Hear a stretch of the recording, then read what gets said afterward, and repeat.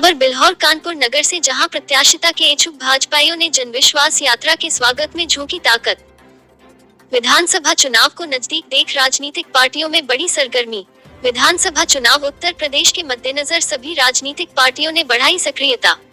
इसी श्रृंखला में भारतीय जनता पार्टी ने भी सभी 403 विधानसभा क्षेत्रों में यात्राएं प्रारंभ कर मतदाताओं को अपने प्रति विश्वास जगाने का व प्रचार का बिगुल बजा दिया। आपको बता दें कि आज बृहस्पतिवार को बिल्हौर के बिल्हौर इंटर कॉलेज में भी विशाल जनसभा का आयोजन किया गया, जहां पर जन विश्वास यात्रा में चल रहे पदाधिकारियों का स्वागत किया गया।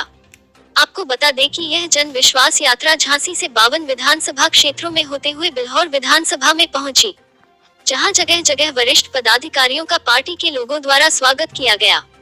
आपको बता दें कि यात्रा 2 जनवरी को बिठूर में विराम लेगी। बिल्हौर में जनसभा को संबोधित करते हुए कन्नौज से सांसद सुब्रत पाठक ने भारतीय जनता पार्टी के द्वारा कराए गए कार्यों और विभिन्न प्रकार की उपलब्धियों को गिनाते हुए लोगों को अपनी पार्टी के प्रति विश्वास दिलाने का प्रयास किया। बड़े ओजस्वी स्वर में बोलते हुए उन्होंने समाजवादी पार्टी व बहुजन समाजवादी पार्टी आदि के प्रति अपनी राजनीतिक टिप्पणी व्यक्त की। उन्होंने कहा कि बीएसपी और सपा ने एक एक्सप्रेसवे बनवाया था, जबकि भारतीय जनता पार्टी की सरकार ने 6 एक्सप्रेसवे बनवाए हैं। उन्होंने गुंडाराज और कश्मीर में आतंकवादियों पर अंकुश लगाए जाने की बात कही। उन्होंने कहा कि उनकी पार्टी की सरकार ने देश के जवानों को काफी स्वतंत्रता दी और उनका हौसला बढ़ाया है। जनसभा में जन विश्वास यात्रा में आए सांसद सुब्रत पाठक, दर्जा प्राप्त राज्य मंत्री बाबूराम निषाद, क्षेत्रीय यात्रा प्रमुख राम किशोर साहू, सांसद अशोक रावत के साथ साथ जिलाध्यक्ष कृष्ण मुरारी शुक्ला, प्रभाकर मिश्रा, सभी मंडल अध्यक्ष ओमी कुशवाहा, श्याम जी कटियार, अमित प्रताप सिंह, अनिल कुमार पाल, अनुराग शुक्ल, नील कुमार पाल, अमिताभ त्रिपाठी, सभासद चांद आलम, जिला पंचायत सदस्य अखिलेश अवस्थी, सभासद विकास बाल्मीकि, प्रभाकर अवस्थी, एडवोकेट डॉक्टर मोहन शुक्ल, जय प्रकाश कटियार, स्वप्नेश तिवारी, अपना दल से अमित कुमार श्रीवास्तव, एडवोकेट प्रधान मजहर हुसैन व राजू दुबे आदि सैकड़ों कार्यकर्ता व समर्थक मौजूद रहे। वहीं 209 बिल्हौर विधानसभा से आगामी 2022 में अपने प्रत्याशिता को सुनिश्चित करने के दृष्टिकोण से राजा दिवाकर, राहुल बच्चा, डॉक्टर नरेंद्र प्रताप सिंह, प्रांतीय परिषद सदस्य महंत सियाराम कठेरिया, एमपी सलोनिया और मनोज दिवाकर आदि ने अपने तरीके से जनबल दिखाने का प्रयास किया और यात्रा का स्वागत किया। संभावित प्रत्याशियों के समर्थक जगह जगह पार्टी के नारे लगाते हुए देखे गए, तो वहीं कुछ पार्टी की टोपी लगाए लड़के शराब घरों के बगल में शराब पीते हुए भी देखे गए। बिल्हौर कानपुर नगर से संवाददाता संजय त्रिपाठी की रिपोर्ट, एंग्लो इंडियन न्यूज, सच की तह तक। बेटी जिनकी सूची बनाई जा रही है, उनको भी न्याय दिलाने का काम भारतीय जनता पार्टी और भारतीय जनता पार्टी के कार्यकर्ताओं को करना है। अपने बीच में बड़े बड़े नेता बैठे हैं, वो आप सबको संबोधित करेंगे। ये जन विश्वास यात्रा झांसी से प्रारंभ हुई थी और आपके जिले में 3 दिन मार्ग को अलग अलग घूमते हुए 2 तारीख को गंगा तट पर बिठूर में जाकर के ये उसका समापन होगा। ऐसी 5 यात्राएं लगातार आपके क्षेत्र में चल रही हैं और आप मान करके चलिए 52 से 55 लाख लोग प्रतिदिन इन यात्राओं का स्वागत करने के लिए आते हैं और 15 दिन ये यात्रा चलने वाली है। पहले 6 में 52 लाख का गुना करिएगा और फिर कुल में 15 दिन का। डॉक्टर रामचरण कटियार जी, युवा मोर्चा के समय के हमारे साथी श्री देव अवस्थी जी, युवा मोर्चा के अध्यक्ष छोटे भाई रमेश सिंह चौहान, आदरणीय श्री रवि दीक्षित जी, आदरणीय श्री दिवाकर मिश्रा जी, मंच के ऊपर उपस्थित सभी सम्मानित पदाधिकारीगण, यात्रा में चल रहे क्षेत्र के महामंत्री श्री रामचंद्र साहू जी और इस जनसभा में आए हुए सभी सम्मानित बुजुर्गों, मेरे प्यारे नौजवान साथियों, माता एवं बहनों, आज आप सबके बीच में इस जन विश्वास यात्रा के माध्यम से आना हुआ है और इसी रूप से चूंकि मैं तो कल से ही यात्रा में चल रहा हूं और जिस प्रकार से यात्रा में जो जनसैलाब निकल कर जो समस्या के ऊपर आ रहा है, यही भारतीय जनता पार्टी के प्रति लोगों का विश्वास है और यही आशीर्वाद है। इस आशीर्वाद के साथ निश्चित रूप से साफ दिखाई पड़ रहा है कि उत्तर प्रदेश में भारतीय जनता पार्टी की सरकार एक बार फिर से बनने जा रही है। मित्रों, सन 2014 सन 2014 इस देश के लिए ऐतिहासिक वर्ष है। सन 2014 में इस देश में नरेंद्र मोदी के रूप में इस देश में भारतीय जनता पार्टी की सरकार बनी थी। मोदी जी देश के प्रधानमंत्री बने थे। मैं तो सदैव कहता हूं केवल सत्ता का परिवर्तन नहीं था, वो सत्ता का परिवर्तन नहीं था, वो पहली बार इस देश के भीतर व्यवस्था का परिवर्तन था। देखते हैं गरीब पिछड़े परिवार में पैदा होने वाला बालक जो कभी स्टेशन से ऊपर चाय बेचने का काम करता था, जिसकी माँ बाप पड़ोस के घरों में बर्तन धोने का काम करती थी, इतनी गरीबी को जिसने नजदीक से देखा ही नहीं है, बल्कि गरीबी से संघर्ष करते हुए आया और जब देश का प्रधानमंत्री नरेंद्र मोदी बने तो मित्रों इस देश की सरकार को देश के गरीबों के चरणों में समर्पित कर दिया। देश के खजाने को गरीबों के उद्धार के लिए खोल दिया। मित्रों देश के खजाने को गरीबों के उद्धार के लिए खोल दिया। और मुझे कहने में कोई संतोष नहीं है। 2014 से पहले देश के हालत क्या थे? 2014 से पहले यह देश मानो सब्जी मंडी का, जिसकी लाठी उसकी भैंस, जिसकी जो मर्जी होती थी करने लगता था। और सत्ता तो जिसको मिल जाती थी मानो उसको लूट का लाइसेंस मिल जाता था। परिवार, नाते रिश्तेदार, चेला, चमचा मिलकर सब सरकारी संसाधनों को लूटते थे, सरकार के संसाधनों की बंदर बांट करते थे, गरीबों को आने वाले धन का दुरुपयोग करते थे।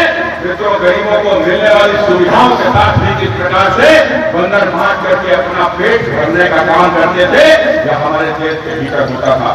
जिसकी सरकार बनती थी मित्रों परिवार की दो बातें छोड़ दो, हमारे पड़ोस का कोई परिवार ही देख लो, परिवार की दो बातें छोड़ दो, नाते रिश्तेदार की बात छोड़ दो, चेला चमचे तक भी कोठियां बनाने लगे थे, बड़े बड़े महलों में रहने लगे थे, बड़ी बड़ी गाड़ियों में घूमने लगे थे।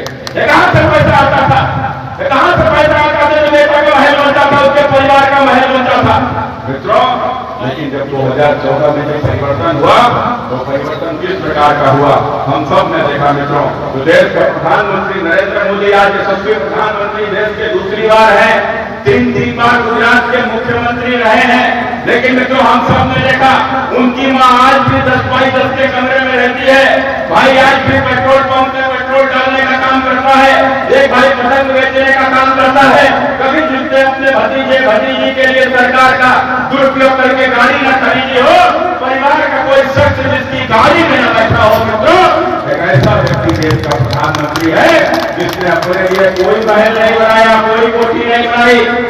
उत्तर प्रदेश के सबसे मुख्यमंत्री पूज्य योगी आदित्यनाथ जी, आप सबको मालूम है मित्रों कि मंदिर से आए हैं और जनता ने आशीर्वाद नहीं दिया तो मंदिर ही जाएंगे। कोई कोठी नहीं बनाई, कोई महल नहीं बनाया, न हमारे किसी नेता ने लूट करके मकान बनाया। मित्रों हमने अभी बनाया है तो गांव में गरीब का मकान बनाया है, गांव में गरीब के दरवाजे पर शौचालय बनाया है, गांव में गरीब के घर में उज्ज्वला योजना का कनेक्शन पहुंचाया है।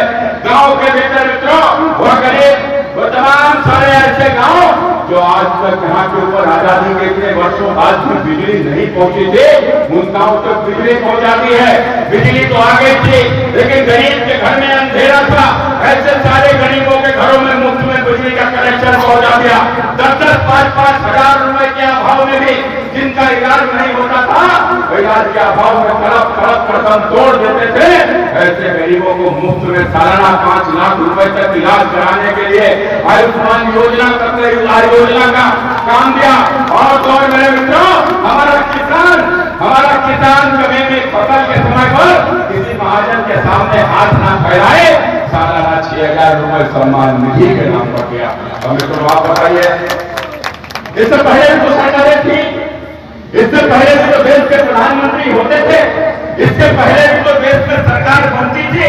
मित्रों आज तक किसी प्रधानमंत्री की कोई योजना गांव में नहीं दिखती होगी, लेकिन आज मैं दावे के साथ आप सबसे कहता हूं कि हमारे प्रधानमंत्री नरेंद्र इस देश में आतंकवादी पाकिस्तान से चलकर आता था और हिंदुस्तान में घटना को अंजाम देकर चला जाता था। कभी बस में विस्फोट होते थे, कभी ट्रेन में विस्फोट होते थे, कभी मंदिर में विस्फोट होते थे और मित्रों उसमें हजारों लाखों लोग मारे जाते थे जब हालात थे, लोगों को बाजार जाने में भी डर लगने लगा था। पता नहीं किस बाजार में कहां पर विस्फोट हो जाए, पता नहीं किस ट्रेन में कहां के ऊपर विस्फोट हो जाए। लेकिन मेरे मित्रों, उस समय के ऊपर जब भी कोई घटना होती थी तो ऐसे प्रधानमंत्री मोदी बाबा जी हमारे बैठे थे, अब की होगा तो देखा जाएगा। उसके बाद फिर घटना घट गई, उन्होंने फिर वही बात दोहराई, अब की होगा देखा जाएगा। फिर घटना घट गई, अब की होगा देखा जाएगा। उधर हमले होते गए, वो देखते रहे, देखते देखते पूरा 10 साल निकल गया, मोदी बाबा किसी को नहीं देख पाए। और तो धन्य हो इस देश की जनता जिसने जाति बंधन को तोड़ते हुए नरेंद्र भाई को देश का प्रधानमंत्री बना दिया। मित्रों, और फिर नरेंद्र भाई ने एक ही बार चेताया, और एक ही बार चेताया, जब उनको समझ में नहीं आया तो घुसकर मित्रों मारा है, घुसकर। उसके बाद आज इस देश के भीतर आतंकवादी हमले नहीं होते हैं, आतंकवादी हमले नहीं होते हैं। मित्रों, वो कश्मीर के भीतर क्या होता था, वो कश्मीर के भीतर वो मुट्ठी भर आतंकी मित्रों किस प्रकार से पूरे कश्मीर को बंधक बनाए हुए थे। हमारे गांव से, हमारे देहात से, हमारे परिवार से और जाने वाला कोई भी सैनिक जो कश्मीर में रक्षा के लिए देश के खातिर जाता था, मित्रों उसके ऊपर पत्थर बरसाए जाते थे, किसी का हाथ कट जाता था, किसी की आंख फूट जाती थी, किसी को ऊपर पहाड़ियों से धक्का दे दिया जाता था। इस प्रकार की हालत थी, लेकिन वो अपने बचाव में गोली नहीं चला सकता था, क्योंकि उस समय पर आतंकवादियों की दामादों के जैसे खाती होती थी। लेकिन मेरे मित्रों, और फिर जब हमारी सरकार आई, हमने आदेश दे दिया कि इधर से कोई पत्थर चलाएगा, इतनी गोली चलाना कि सारे के खानदान में कोई दोबारा इस प्रकार की हरकत न कर पाए। मित्रों, आतंकवादियों को दिलों से निकाल कर चूहे के जैसे खींच खींच कर मारने का काम मित्रों हमारी सरकार ने किया। और आतंकवादी नहीं है मित्रों, आतंकवादी नहीं है। इसलिए बनो, मैं तो इस बात को कहता हूं, क्या उत्तर प्रदेश के भीतर जो चुनाव होने जा रहा है, क्या उत्तर प्रदेश का चुनाव कोई साधारण चुनाव नहीं है। क्या उत्तर प्रदेश का चुनाव भारत के भविष्य को तय करेगा। मित्रों, उत्तर प्रदेश का चुनाव ही भारत के भविष्य को तय करेगा।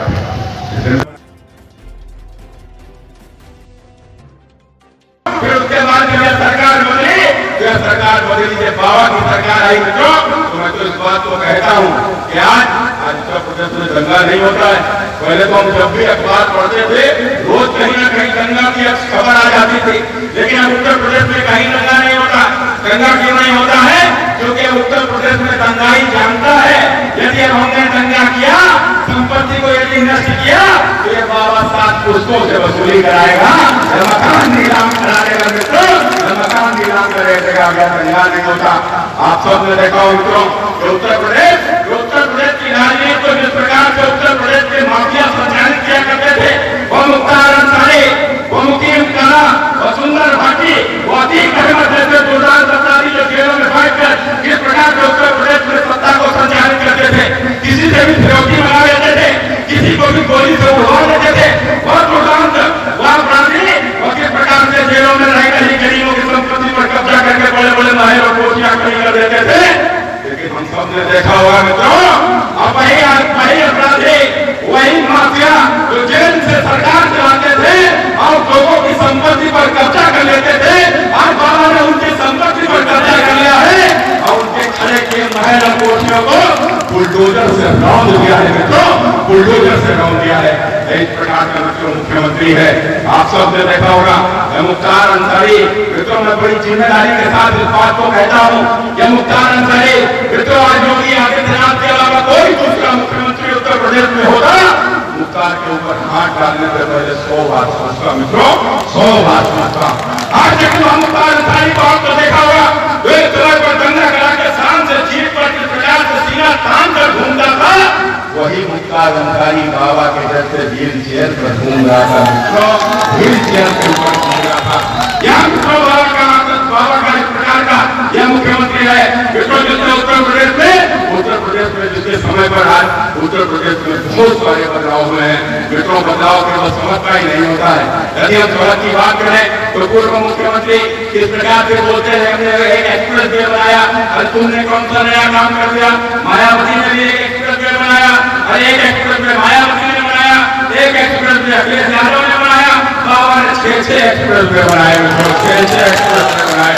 हम सब देख रहे हैं मित्रों, निश्चित रूप से केवल विकास ही सब कुछ नहीं होता है, बहुत कुछ मित्रों हमारा आत्मसम्मान भी होता है, हमारी भावनाएं भी होती हैं। हम सब ने देखा कि हिंदुस्तान की आजादी के बाद भी तमाम सारे मुद्दे, भटके और भटके मुद्दे जो कहीं ना कहीं हमारी भावनाओं को आहत करते थे, हमारे भावनाओं को ठेस पहुंचाते थे मित्रों, तो मुद्दे भी सरकार ने हल करने का काम किया है, क्योंकि सरकार हमारी मानसिकता की है मित्रों। जिसकी सरकार बनती है उसी की मानसिकता के आधार पर चलती है। हमारी सरकार बनी तो मित्रों हमने वह काम करके दिखाया कि आप सब ने देखा कि किस प्रकार से कश्मीर के भीतर धारा 370 हुआ करती थी। मुझे आज में ध्यान है जब हम लोग बचपन में अपने विद्यालय जाया करते थे तो विद्यालय में नारा लगाया करते थे कि जहां हुए बलिदान मुखर्जी वो कश्मीर हमारा है, और जो कश्मीर हमारा है वो सारे का सारा है मित्रों। और इस प्रकार का हमारा चुनाव कश्मीर के साथ था, और क्योंकि कश्मीर हमारी भारत माता का मस्तक है, लेकिन उस कश्मीर में किस प्रकार के हालात थे कश्मीर में मित्रों, कश्मीर में भारत मुर्दाबाद के नारे लगाए जाते थे, पाकिस्तान जिंदाबाद के नारे लगाए जाते थे, कश्मीर के भीतर अलगाववाद की स्थितियां उत्पन्न हो रही थी। यह सब धारा 370 के कारण से था। लेकिन मित्रों फिर आप सब ने देखा कि धारा 370 को जब भी हटाने की बात आती थी, किस प्रकार की बातें कही जाती थी। वो महबूबा कहती थी कि अगर धारा 370 को हटाया तो कश्मीर में खून की होली खेली जाएगी। वो फारूक अब्दुल्ला बोलता था मोदी क्या, मोदी का बाप किया जाए, 370 नहीं हटा सकता। पाकिस्तान धमकी देता था, लेकिन मित्रों फिर एक दिन 5 अगस्त 2019 आए, और फिर उसके बाद आप सब ने देखा, मुझे भी सौभाग्य मिला, अशोक भाई को भी सौभाग्य मिला वो दिन देखने का कि अमित शाह जी ने संसद में धारा 370 को हटाकर फेंक दिया। मेरे मित्रों हटाकर फेंक दिया। एक पत्ता भी हिंदुस्तान के भीतर नहीं खड़का मित्रों, एक पत्ता भी हिंदुस्तान के भीतर नहीं खड़का। और मेरे मित्रों हम सब कितने भाग्यशाली लोग हैं। बताना से 500 वर्ष पूर्व अयोध्या में भगवान राम के जन्म स्थल पर बना हुआ भव्य मंदिर किस प्रकार से आता था, बाबर के आदेश पर तोड़ दिया गया था, उसको ध्वस्त कर दिया गया था मित्रों। उसके बाद वो ऐसे ही ध्वस्त नहीं हुआ होगा, हजारों लाखों ने अपने प्राणों के बलिदान कर दिए होंगे। पीढ़ी दर पीढ़ी का युद्ध चलता रहा, पीढ़ी दर पीढ़ी संघर्ष करता रहा, बाप के बाद बेटा आया, बेटा लड़ा, अपने राम द्वार के ऊपर राम का फिर से भव्य मंदिर बने, इसके लिए संघर्ष हुआ। अंग्रेज आए, अंग्रेजों के कोर्ट में मामला गया, आजाद भारत के भी कोर्ट में मामला चला। लेकिन मेरे मित्रों आज जब हमारी सरकार आई तो हम कितने भाग्यशाली लोग हैं कि आज हम सबके आंखों के सामने हमारे आपके जीवन काल में अयोध्या के भीतर गगन चूमने वाला भव्य श्री राम का मंदिर बनने जा रहा है। हमारी सरकार के कारण से संभव हुआ है, हमारी मानसिकता की सरकार के कारण से संभव हुआ है। इससे मित्रों में बहुत ज्यादा लंबा न बोलता हुआ मैं आखिरी बात आप सबसे कहूंगा मित्रों, परिवर्तन किस प्रकार का होता है, परिवर्तन इस प्रकार का होता है, क्यों होता है परिवर्तन मित्रों। एक सत्ता के पहले हालात किस प्रकार के हुआ करते थे, सत्ता के पहले हम सब देखते थे जब भी चुनाव आता था हर नेता जालीदार टोपी पहन के आ जाता था, मैदान में जाता था। आप देख रहे हैं एंग्लो इंडियन न्यूज़। खबरों से जुड़े रहने के लिए चैनल को लाइक और सब्सक्राइब अवश्य कर लें ताकि खबरों की अपडेट आपको मिलती रहे।